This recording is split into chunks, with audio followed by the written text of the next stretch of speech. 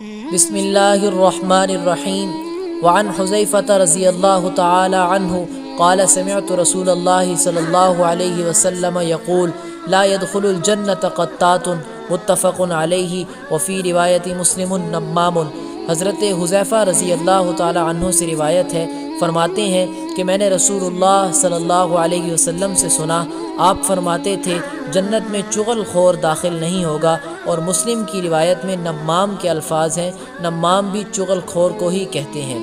قطات اور نمام دونوں کے ایک ہی معنی ہے، اور چغل خور اس شخص کو کہتے ہیں کہ جو ادھر کی بات ادھر اور ادھر کی بات ادھر پہنچائے اور لوگوں کے درمیان فتنہ فساد ڈلوائے۔ اگر یہ چغلی کھانے والا شخص اس بات کو حلال سمجھے تو کافر ہو جانے کی وجہ سے جنت میں کبھی بھی داخل نہیں ہوگا، اور اگر صرف گناہ سمجھ کر کرے تو جہنم میں سزا بھگتنے کے بعد جنت میں داخل ہو جائے گا۔ لہذا اسی حدیث شریف کا مطلب یہ ہے کہ بغیر سزا کے ایسا شخص جنت میں داخل نہیں ہوگا۔